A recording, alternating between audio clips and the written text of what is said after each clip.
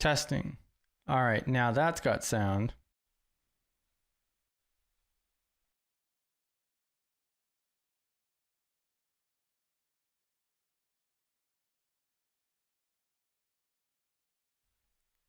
All right, testing 1, 2, 3. All right, so now you guys can hear me now. All right, so what I was stating at the very beginning of the video is we are here for the risk register, another section for that. That is what we are doing for the month of February. Just before we get started, we're all here to break down barriers, foster collaboration and community, working towards a more secure future. We're all here to learn and grow. So if you guys have questions, ask them. If I don't know it or somebody else doesn't know it, I'm sure we could find somebody who would know the answer to that if it relates to the GRC cybersecurity realm of things. Now, our new schedule. So starting this month, we started going 5 days a week. So Monday and Tuesday is our GRC hands-on. Wednesday is like our GRC Let's Get Technical. So this Wednesday, we will be talking about like just basics about networking and so forth. Last week, we talked about like basic computer components. Thursday is our primary meeting. So that's the one that's at 6 p.m. Central Time as compared to all the other ones at 11 a.m. Central. Friday is going to be just a 1 hour AMA, just socialize, network, and so forth, kind of like a check-in as well on Fridays. And then we also have our Discord server as well. So if you guys have any questions outside of our streams or otherwise, you can always drop those in the comments or hop into our Discord server is a great place to put that. The link is dropping into our chat here in a moment. Now, if you guys would like to come up on stage, just let me know and I could go ahead and drop a link for that. Otherwise, I'm going to go ahead and pull open the risk register that we've been working on. And let me grab a link for the template here.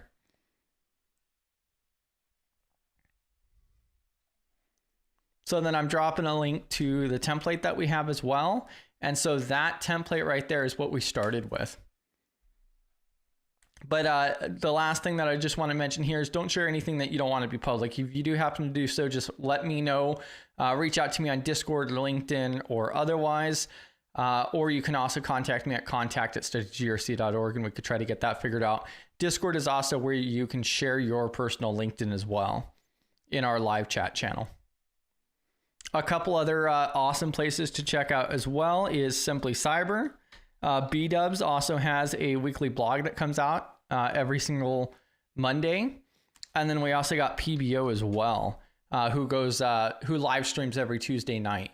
Also well over 800 videos now, all around GRC, cybersecurity, and so forth. So go ahead and check those out. Those are popping into the chat as well. And then anything else, you can also check out our website, studygrc.org, for our resources page, our calendar, which is going to be the most up-to-date information, and the other platforms that we're on as well. And like B-Dubs, I see is in chat, mentioning a new article today as well. One of the unique things today, apparently, is now we have video.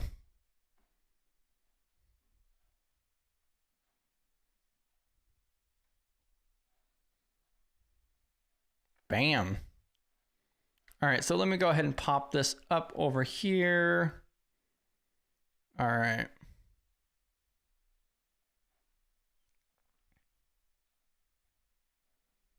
And so here is the latest article from B-Dubs' website. So growing strong to help others. And then you could see that there's now a read along video that's included with it. So now I don't even have the excuse to say that, oh, I don't have the estimated 5 minutes or whatever it is to read it. It looks like it comes out to 6 minutes and 34 seconds. So definitely give that a look. And I'll go ahead and drop directly to this article as well.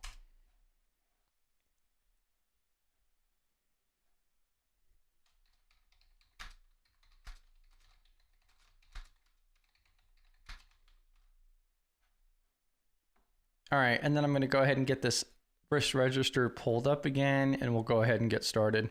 If you guys have any questions or otherwise, just let me know. I'll go ahead and monitor chat as well.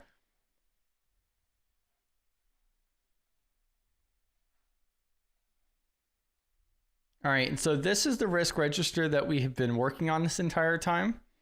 And so you can see here where we still need to go through and fill in a lot of this additional information. We can also go through and continue with the rest of the videos that we're going to be doing this month. We still have another 3 videos that we're going to do on top of this one. And then we'll be just expanding on the types of risks that we have, that we identify. And we'll go through and do more impact ratings and so forth as well. Let me go ahead and take a look at chat real quick.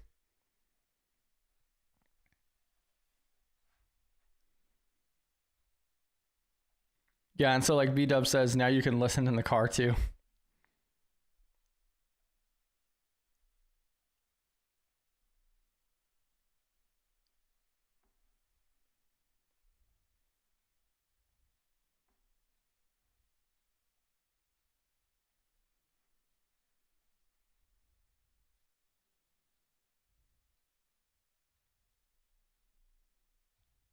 All right.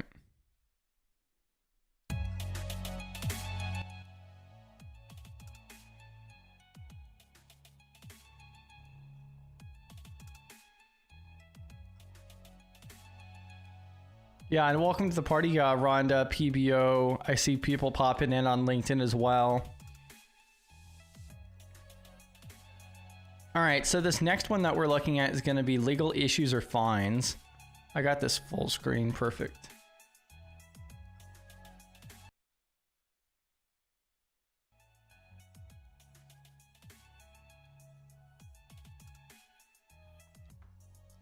And so now the next sections that we have to add for this one right here is going to be the risk response strategy and the actions required to implement the strategy, along with the risk owner itself as well. So if we take a look down here, risk strategy itself, that's going to be one or more options to address the risk. So I'm going to go through and we can outline some of these other ones following it and take it from there. So then legal issues or fines. So what are some of the different things that could fix that? So the consequence and then the actual trigger. So the trigger itself for this one is going to be non-compliance with regulations and contractual breaches is what we have marked out for that one right there. For legal issues or fines, there's more that goes into that as well, but we could probably further expand that even. But if we're just talking regulatory or otherwise, so then some of the stuff that would help us with that would be to align policy with regulations.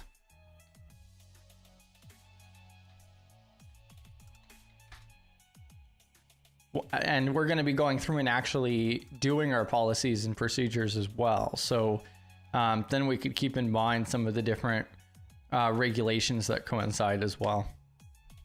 So align with, policy with regulations, education or training. So education or training to ensure that we even know what kind of regulations apply to us or otherwise to try to stay in the know. Those would be 2 of the biggest ones that I would outline for that right off the bat. Welcome to the party, pal. 8-bit Oni.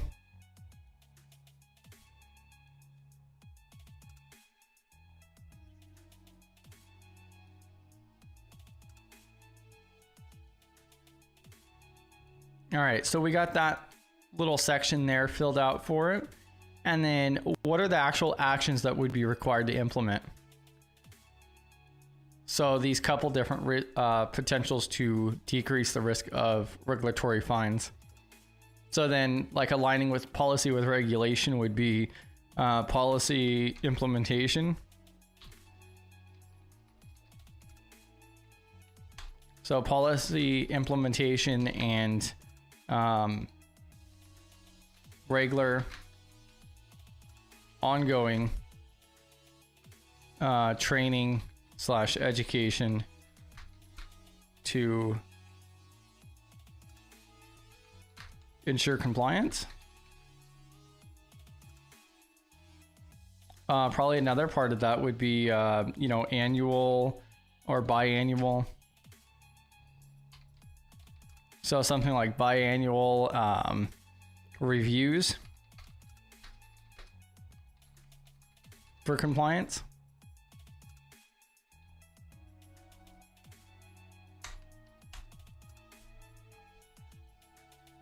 And then that's going to really follow underneath everybody. And I see that like the last one that we did here, we didn't list the risk owner for. So that's going to be account takeover compromise. So that's going to most likely follow underneath that CISO.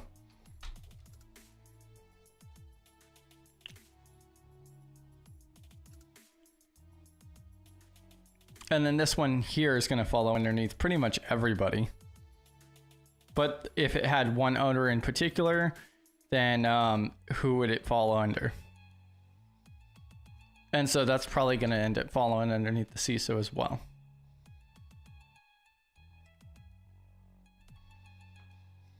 All right, and then this next item right here is account lockout / loss.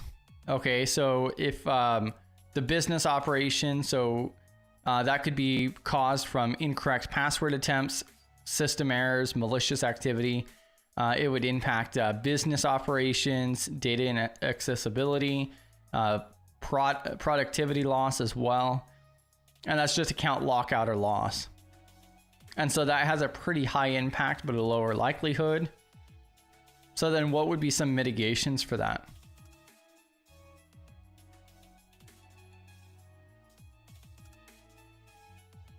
Probably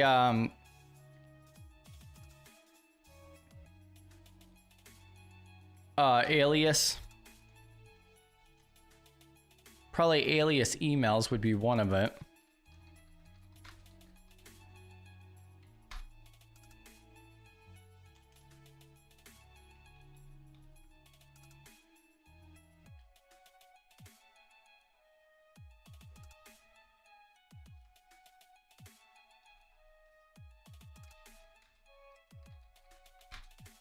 And I just say alias emails just because to anonymize the username or password, the username in particular. That's not always going to be the case in the first place, but that may help a little bit with it.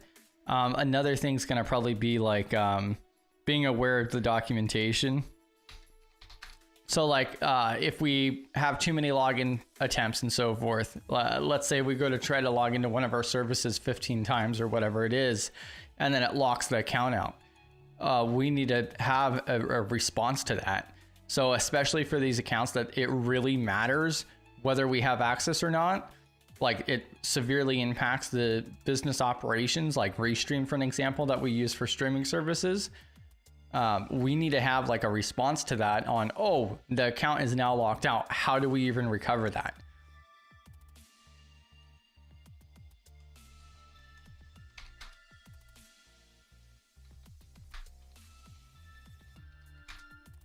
So I'm putting in here instant response plan for accounts.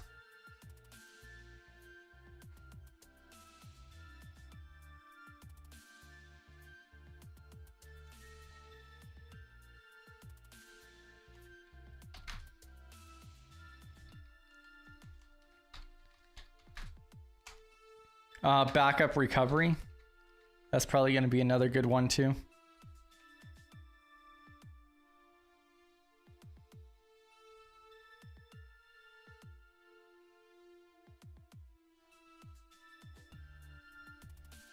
All right, so alias emails, incident response plan for accounts, and backup recovery options.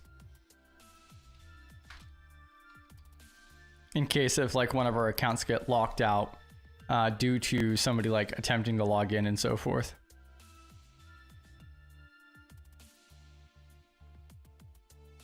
And then the actual actions that we would have to take for this. So let's see. So develop. Why is this? Instant response plan for accounts. Recovery.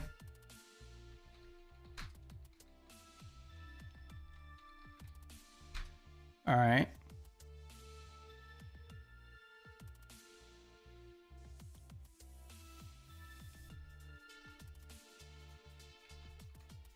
implement and regularly confirm account backup options.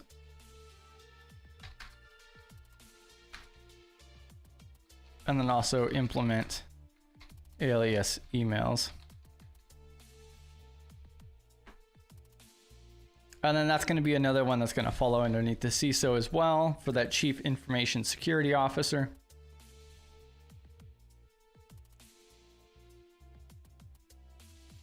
And then now if we look at this next one, so misconfiguration of access controls.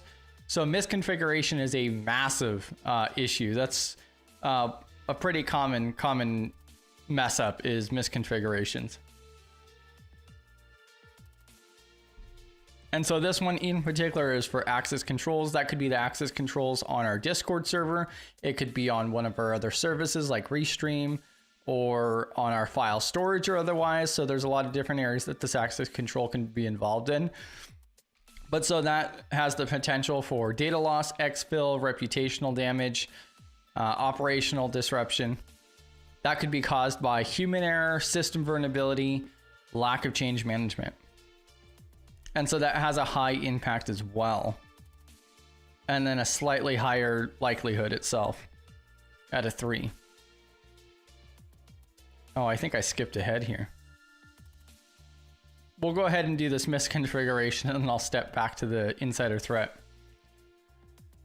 All right, so this misconfiguration of access controls, what could we do about that? I think the biggest thing is regular review. And then also admin limitations. So restrict admin access and use. You know, like if you're using AWS in the cloud and you never really want to set anything up on your actual admin account. You always want to set up an additional account for that usage. And so you want to minimize utilizing those super user accounts as much as possible. Not all platforms are going to be able to do that, but that's something to consider. So restrict access / use, regular review. What are some of the other things that we could do to prevent this misconfiguration of access control? So regular review, restrict access or use.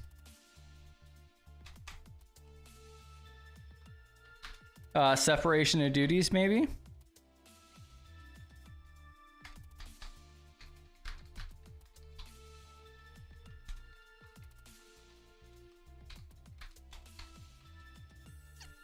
So separation of duties could also be implemented here as well to prevent that misconfiguration a little bit, or at least having a second person check it.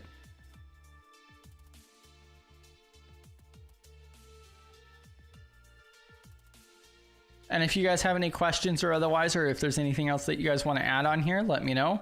I did drop the link to the template for this and highly recommend you guys to go through and build out your own risk register. You could do this on your own network. You could do this like with a hypothetical company or otherwise as well, or you could even do it for Study GRC itself. Now, some of the different stuff that what are the actual actions that we would actually have to take? So restrict access and use, regular review. So then, you know, like monthly access control.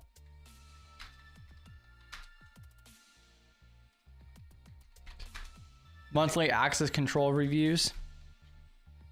So it wouldn't be too horrible. It would be a couple hour process or otherwise to go through and confirm that, oh, okay, these platforms that we're utilizing has the proper access control set up, and then just confirm that everything looks right. We could also double check the logs itself and make sure that nothing's changed since the previous time as well. And then also restrict access / use that's primarily directed towards the admin account. So where possible, prevent usage of admin. I'm gonna go ahead and put super user accounts.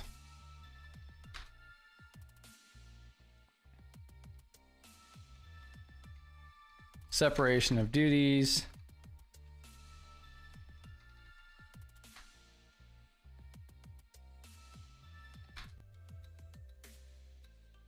and review. So then we'd have like more than one person review those logs or configurations to ensure that, you know, no one person's responsible for it. And so this would probably fall underneath that CTO, CISO role. And then now if we backtrack just one, then insider threat. So data loss, exfil, financial loss, operational disruption, reputational damage. And then that would be caused by a malicious intent, negligence, disgruntled employee or otherwise. And so I did mark this as like a 5 out of 10 for the impact and a 1 for the likelihood itself. So what are some of the different things we could do about the insider threat? Well, just like we were just talking about before, the access controls, that's one of them. So, proper access controls.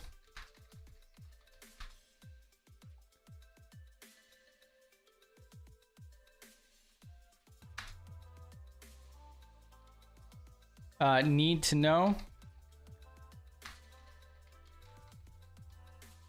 So need to know bases, meaning like, oh, we don't just share all of the files with everybody. We're only going to share the files with people who are actually involved with that or need that kind of level of access or otherwise. Like this risk register, for an example, I'm the only person who has edit rights to this risk register itself. And I'm not going to just send everybody an edit link just because they're with Study GRC. So proper access controls, need to know basis, and then also just regular review.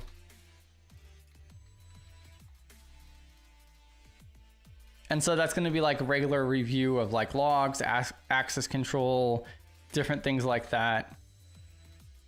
Insider threats are very difficult to try to close down a little bit, which is where those access controls come in and need to know basis type of information comes in, just because if you at least limit the amount of information that they have, that's part of it.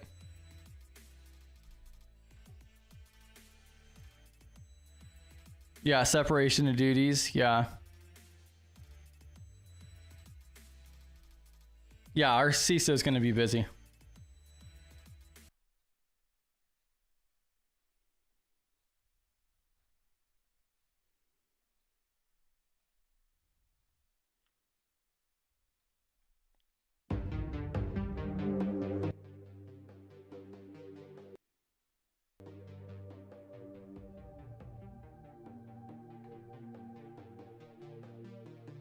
Least privilege, yeah. Principles of least privilege.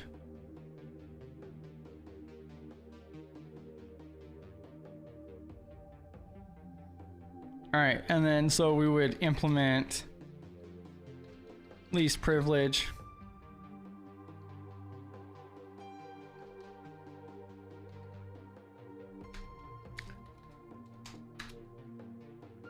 Regular log review.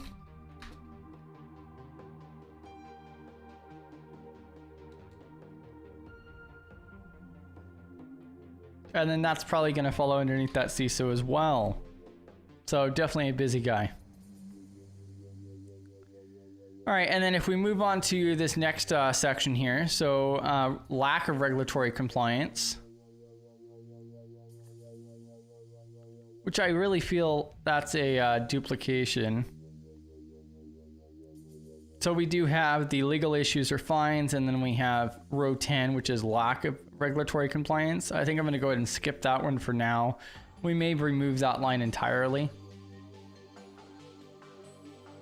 And then fraudulent business dealings. So financial loss, reputational damage, legal issues that could be caused by misrepresentation, bribery, corruption, some serious issues there.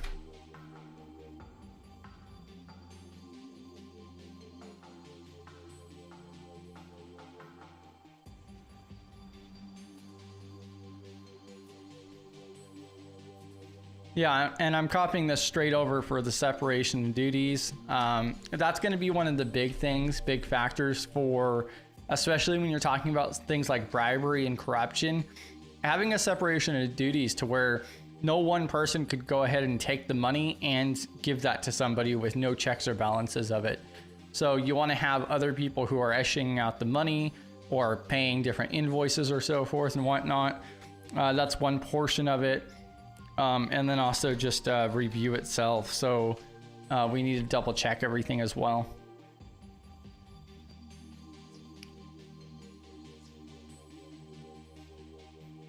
Review documentation.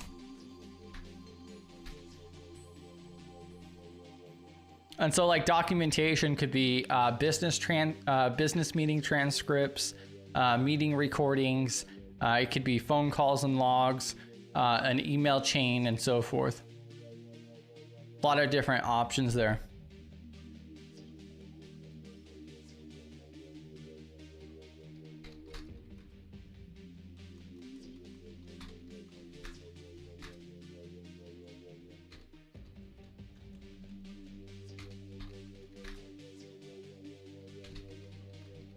And so I'm marking out ensure somebody else issues payment. So like we have a CFO, but let's say the CFO needs to get something. Well, then that would be a circumstance where I myself or one of the other directors would need to verify and validate that payment. And so that CFO would not be allowed to just purchase something for themselves without secondary approval.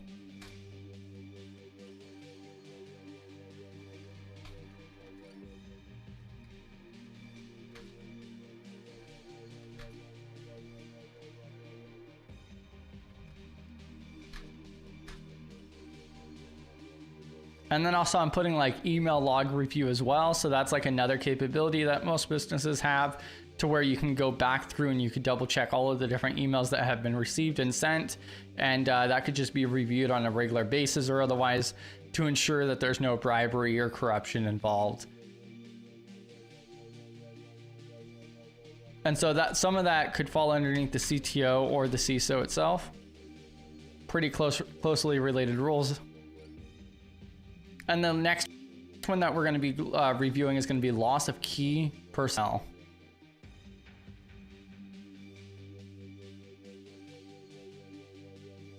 Yeah, trust but always verify. Zero trust. So then loss of key personnel, so disruption of operations, loss of expertise, difficulty in maintaining momentum.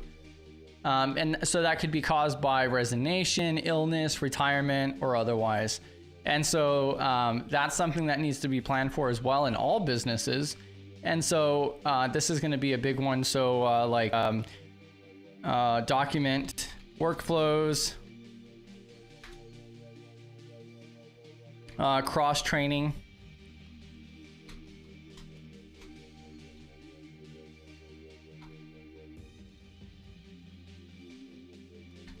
And then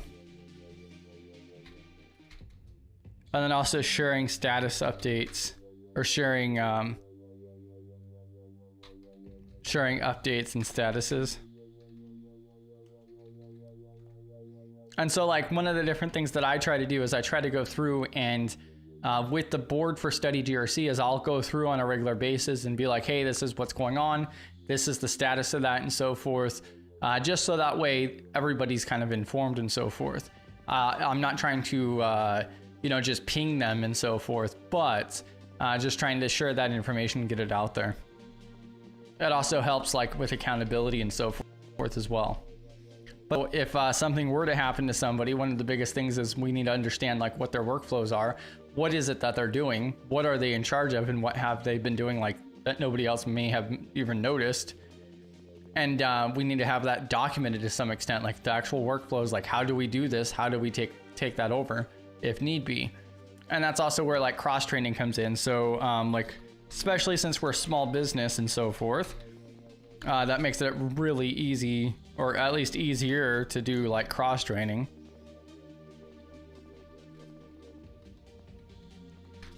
So then we could set it up to where like, oh, okay, you're required to, go through and follow this individual once a month or something along those lines. Just so that way we have some type of cross-training implemented. So implement cross-training requirements and enforce policy for updates and status for regular updates. So then we could even dictate and everything else, like, oh, if you're working on a project, you're required to, like, before you start a project, you have to like have a project charter completed that goes through and lists everything, all the objectives and milestones marked out. You have to share that. And then as you go through and you update that or otherwise, then you go ahead and notify as well.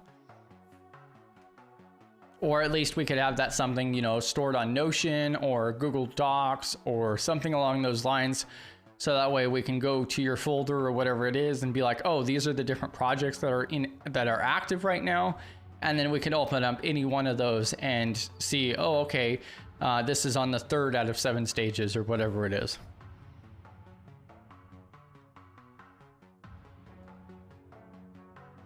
And then, so this one's difficult too, because it does depend, but this would probably fall underneath the CISO as well, just because of like incident response, disaster recovery, and so forth. Policies. This next one here, so platform dependency, that's going to be an interesting one. Let me double check chat here.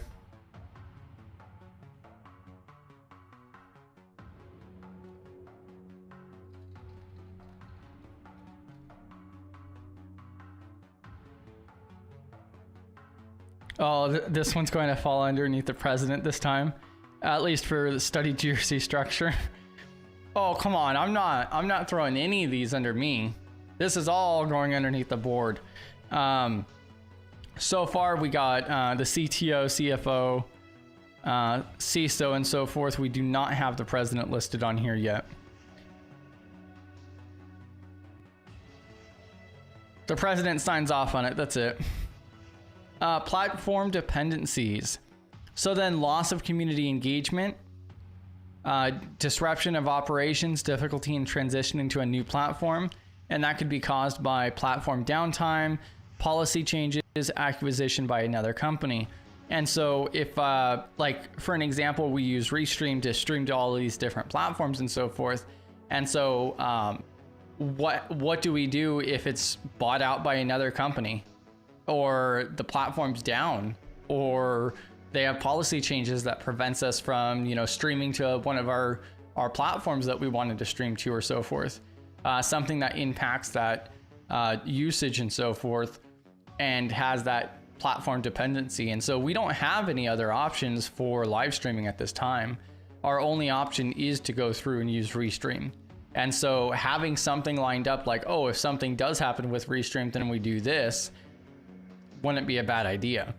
And that's also where different options, like I've already been looking at, like OBS comes in, because one of the only reasons we don't use OBS is because it's really only designed for like one person. They do have plugins to add other people on, but like especially videos like this where it's just me coming up on the screen, we could use OBS as a backup option, so that way we're at least streaming. And so taking a look at this and so forth, and so this includes platform downtime, policy changes, and even if they're bought out from a company or otherwise, there's a lot of other issues with this too. So that could also include like our Discord server. So our Discord server, we have a whole bunch of stuff inside of, we got a whole community built in there as well. And so that could have quite an impact on operations, just to try to get, hopefully we would have the time to get people moved over to something else if there was a problem or something, but even if there's downtime or otherwise, that could be a problem. And so like some of the different things we could do is plan for the worst. Why is this? All right.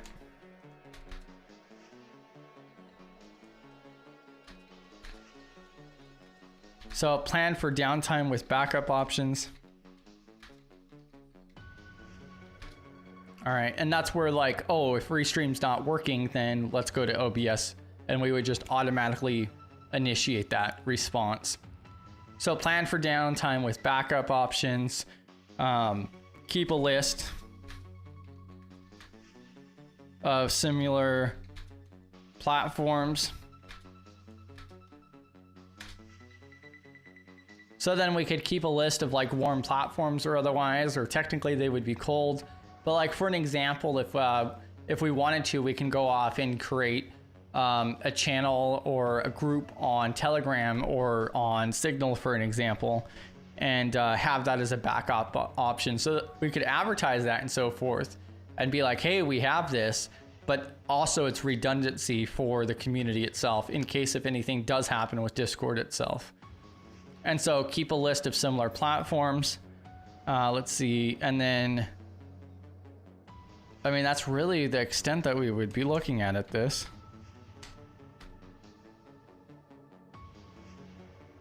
And so we would do exactly that. So we would research and implement backup options for critical impact. And so critical impact for us would be, you know, like, oh, we can't live stream because Restream's down. So Restream is 100% one of the different platforms that we would have to have some type of backup for to prevent us from, because that would prevent us from actually doing what we do, which is streaming for everybody, having community engagement and so forth. And so we need to have a backup option ready to go for that, or anything else that's also considered critical as well.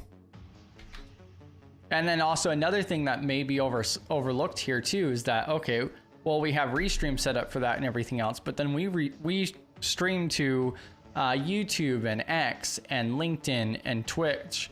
So we could even have impacts across those platforms as well.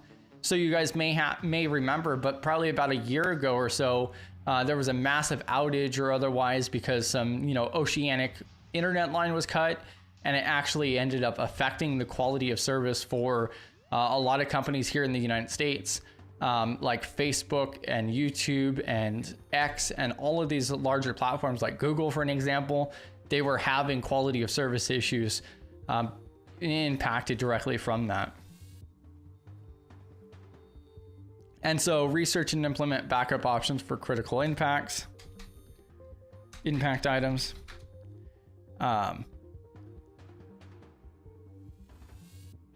And then develop and keep an updated list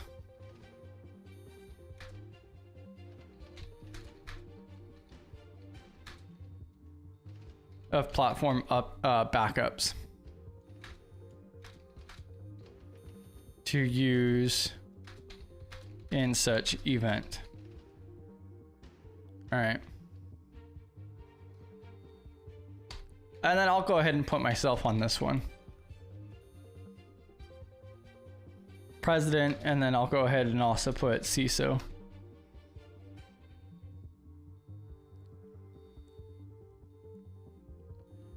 Now, the next line item over here, so content quality issues. That's a good one.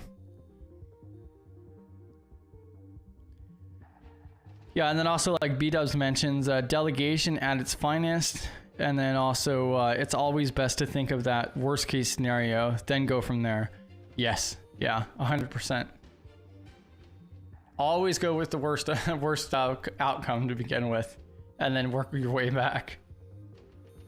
So then content quality issues, that could cause loss of credibility, decreased community trust, negative brand perception, and that could be caused by inaccurate information, outdated content, or poor presentation. You know, such as something content quality would be starting the live stream without a microphone or audio or otherwise. That is a type of content quality issue. And there's a lot of different things that this could come down to. This could be the video itself. It could be the sound itself. It could be the slides that we use, or just the way that we show it. Like, oh, maybe I share my screen, but half of it you can't even see because, you know, my camera's over it, or just because of the resolution for it. This could also go into our printed materials and our social media as well for content quality issues. So there's a wide array of different things that could be as well. Now this is a little bit more likely to occur. I believe 3, if we look back over here at likelihood and risk value levels. So a 3 is going to follow right underneath that section right there to where it's likely to occur at least once a year. So that's what we have this listed as right now, is that this quality control issue is likely to occur at least once a year. And so then we need to figure out ways to mitigate that a little bit and reduce its impact, especially considering it's a 6, and just try to, prevent that from occurring in the first place. And so some of the different things we could have for that is,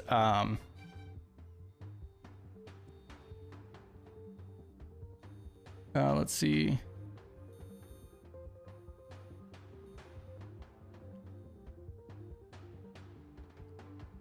So then over here, we could have like peer review. And so that's often what I'll do is like with the different slides that I make and so forth, is I'll send it out to people and including the board itself beforehand, whenever I do go through and get that completed, just to get a second pair of eyes over that to make sure that at least a once over, hopefully it's okay and ready to go. So like peer review for materials and so forth. And then also quality assurance during lives. And so like for an example, like the microphone was actually mentioned by B-dubs in the backstage behind the class before anybody even mentioned it in chat at the beginning of this very video. And so that is an example of quality assurance, because there is about a 20-second delay from my side to you guys on YouTube. And so, a little bit of mitigation there, but at least we had that part figured out. At least we got it figured out relatively quickly because of that. And so peer review, quality assurance during lives. And then also another thing we could also do is like brand kit policy, to make sure that everything is unique, everything is the same across everything. So all of our presentations, all of our different material, it all kind of flows the same way, to try to increase that level of quality control. And then also like another thing is review too. But so we would implement, I don't know why this is having an issue, implement peer review for materials prior. And this also goes in like with speakers as well. So like when we have speakers, we also go through and like review their slide decks just to make sure that that everything's up to par and like there's no obvious spelling errors or things like that, just to be on the safe side. Implement peer review for material prior, live quality assurance,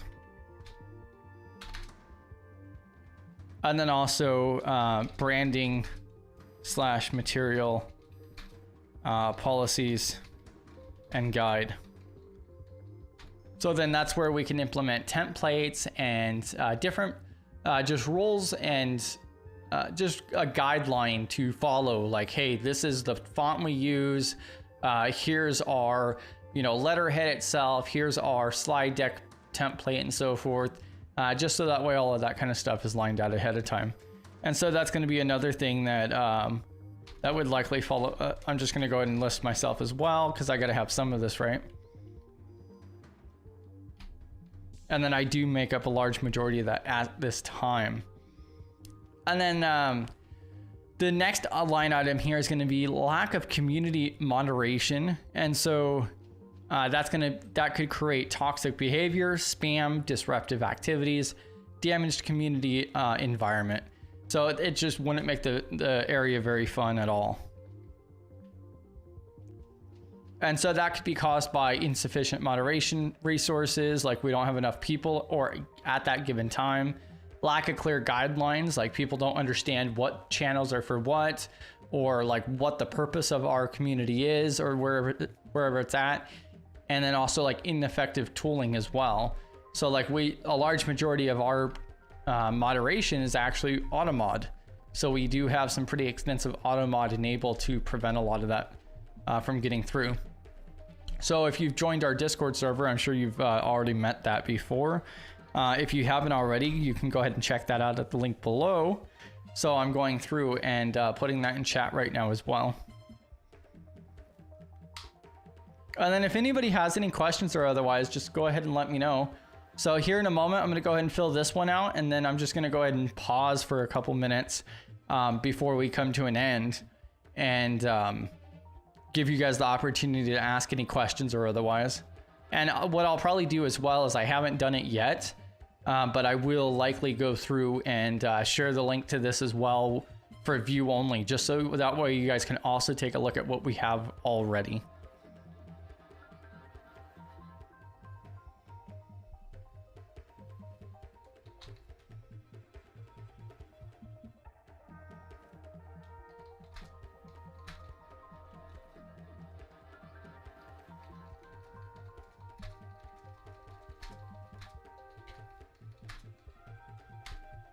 All right.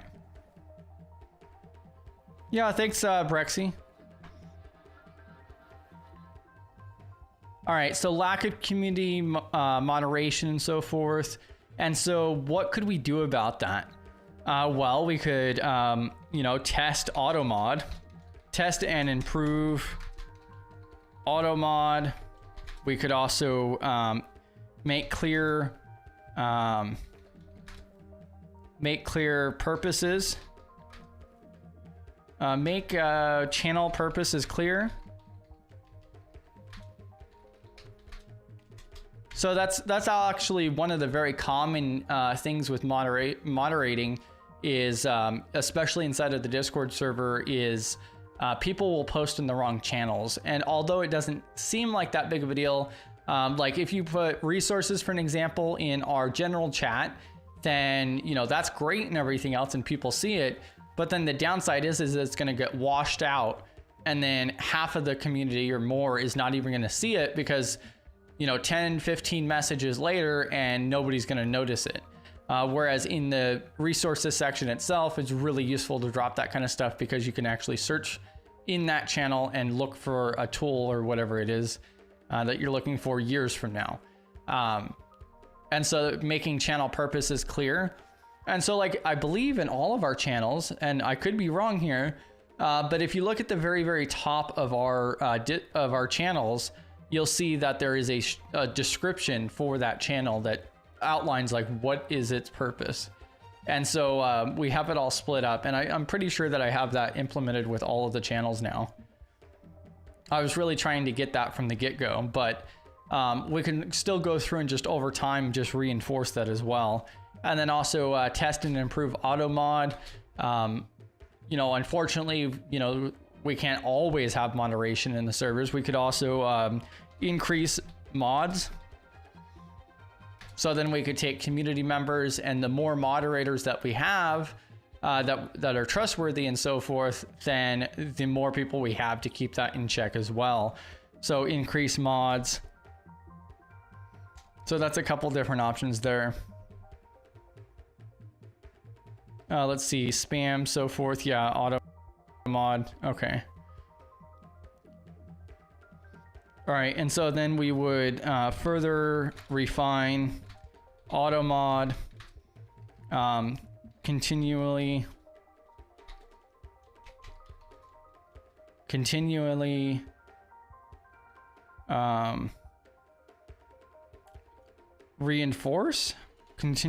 enforce.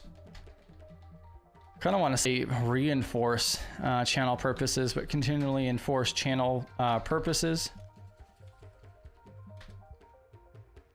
We could even go through and do a graphic or something that would actually outline like all the different channels that we have and what their purpose is as well. We could do an actual like workflow type of diagram for it.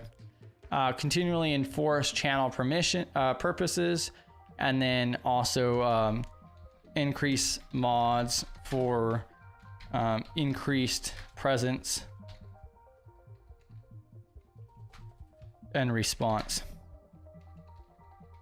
So that's going to be some of the different options there. And so that's going to be another thing where that's going to probably follow underneath that CISO in charge of that department itself. All right, and so we're coming down to the last few minutes, so I'm going to go ahead and pause here. And then if you guys do have any questions or otherwise, just let me know. Yeah, thanks for hopping in, Jeffrey Johnson as well. So yeah, thank you all for hopping in and following along today and so forth.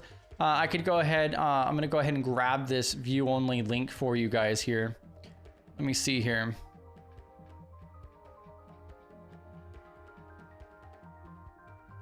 Grabbing this for view only.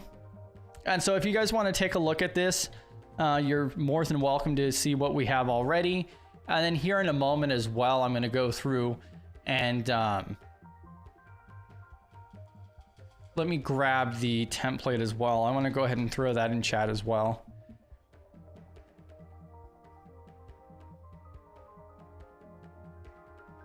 All right, so that first link is going to be for the one that we have been building, and then the second link is for the risk register template itself. And then we'll be back again tomorrow at the exact same time. And so tomorrow we will fill out this last one for dependence on external partners, and we will continue to fill out this risk register further.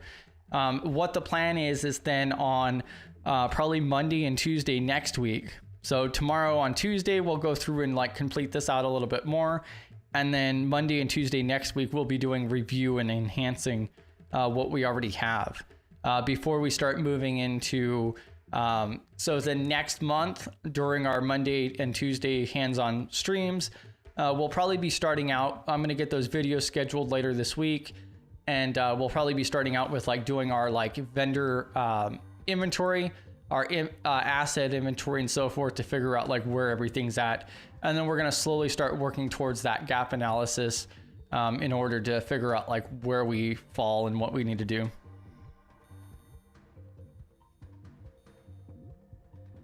So yeah, and as always, if you guys have any other questions, definitely hop into Discord, reach out to me on LinkedIn or otherwise. So definitely, even if it doesn't pertain to what we're doing here, feel free to reach out as well. So all about community and just, you know, being available pretty much. But then also, even if I can't answer the question, then I'm positive I know somebody who can. That's one of the biggest things that I noticed while I was starting on the GRC pathway is that there wasn't already some type of community built for that. So, and that's what we've done here. But yeah, I'm going to go ahead and end it here. Thank you all for hopping in and joining us. And